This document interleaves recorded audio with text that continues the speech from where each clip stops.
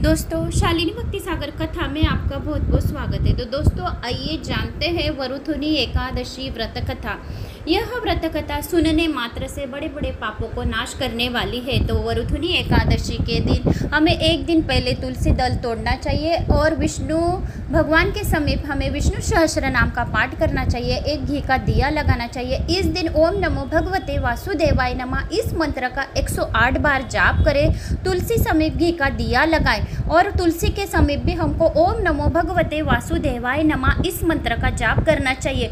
एकादशी के दिन तुलसी को छूना मना है, तो इस दिन हमें तुलसी को छूना नहीं है, लेकिन दिया जरूर लगाना है और तुलसी के समीप भी हमें ओम नमो भगवते वासुदेवाय नमः इस मंत्र का जाप करना है। ऐसे करने से हमारे हाथ से जो भी छोटे बड़े पाप होते हैं वो पाप नष्ट हो जाते हैं और हम पर विष्णु भगवान की कृपा प्राप्त होती, वैकुंठ लोक की कृपा प्राप्त होती और महालक्ष्मी अधिक प्रसन्न होती है, क्योंकि तुलसी दल विष्णु भगवान को अति प्रिय है। जो भी विष्णु भगवान को एकादशी के दिन तुलसी दल चढ़ाता है उसको 1 कोटि गुना पुण्य फल की प्राप्ति होती। तो आइए जानते श्रवण करते हैं वरुथुनी एकादशी की व्रत कथा। श्री गणेशाय नमो नमः।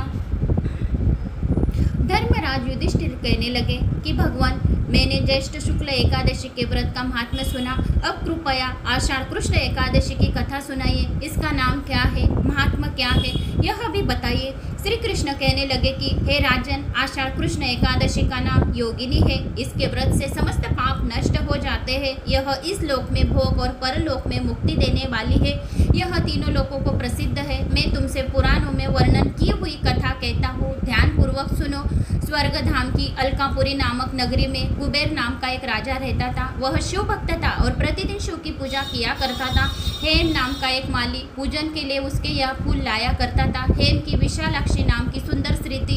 एक दिन वह मानसरोवर से पुष्प तो ले आया, लेकिन कामसक्त होने के कारण वह अपनी स्त्री से हास्य विनोद तथा रमन करने लगा। इधर राजा उसकी दोपहर तक राह देखता रहा। अंत में राजा कुबेर ने सेवकों को आज्ञा दी कि तुम लोग जाकर मालिक के न आने का कारण पता करो, क्योंकि वह अभी तक पुष्प लेकर नहीं आया। सेवकों ने कहा कि महाराज, वह पापी अति कामी है, अपनी स्त्री के साथ हास्य विनोद और रमन करने लगा है। और यह सुनकर कुबेर ने क्रोधित होकर उसे बुलाया। हेम माली राजा के भय से कांपता हुआ उपस्थित हुआ। राजा कुबेर ने क्रोध में आकर, अरे पापी, नीच, कामी, तूने मेरे परम पूजनीय ईश्वरों के ईश्वर श्री शिवजी महाराज का अनादर किया है, इसीलिए मैं तुम्हें शाप देता हूँ। तू स्त्री का वियोग सहेगा और मृत्यु लोक में जाकर कोढ़ी होगा। कुबेर के शाप से हेममाली को स्वर्ग से पतन हो गया और वह उसी क्षण पृथ्वी पर गिर गया। भूतल पर आते उसके शरीर में श्वेत कोढ़ हो गया। उसकी स्त्री से उसी भी समय अंतर्धान हो गई। मृत्यु लोक में आकर माली ने महान दुख भोगे। भयानक जंगल में जाकर बिना अन्न के और जल के भटकता रहा। रात्रि को निद्रा भी नहीं आती थी, परंतु शिवजी की पूजा के प्रभाव से उसको पिछले जन्म की स्मृति का ज्ञान अवश्य रहा। घूमते घूमते वह एक दिन मार्कंड ऋषि के आश्रम में आ पहुंचा, जो ब्रह्मा से भी अधिक वृद्ध थे, जिनका आश्रम ब्रह्मा के सभा के समान लगता था। हेम माली वहां जाकर उनके पैरों में पड़ गया। उसे देखकर मार्कंडेय ऋषि बोले, तुमने ऐसा कौन सा पाप किया है जिसके प्रभाव से यह हालत तुम्हारी हो गई है। हेम माली ने सारा वृत्तांत कह सुनाया। यह सुनकर ऋषि बोले, निश्चित ही तूने मेरे सम्मुख सत्य वचन कहे हैं, इसीलिए तेरा उद्धार के लिए मैं एक व्रत बताता हूँ। यदि तू आषाढ़ मास के कृष्ण पक्ष के एकादशी योगिनी नामक एकादशी का विधि पूर्वक व्रत करेगा तो तेरे समस्त पाप नष्ट हो जाएंगे। यह सुनकर हेम माली ने अत्यंत प्रसन्न होकर मुनि को साष्टांग प्रणाम किया। मुनि ने उसे स्नेह के साथ उठाया। हेम माली ने मुनि के कथनानुसार विधि पूर्वक योगिनी एकादशी का व्रत किया। इस व्रत के प्रभाव से अपने पुराने स्वरूप में आकर वह अपनी स्त्री के साथ सुख पूर्वक रहने लगा। भगवान कृष्ण ने कहा, हे राजन, यह योगिनी एकादशी का व्रत 88 हजारों ब्राह्मणों को भोजन कराने का बराबर फल देता है। इसके व्रत के समस्त पाप दूर हो जाते हैं और अंत में स्वर्ग लोक की प्राप्ति होती है।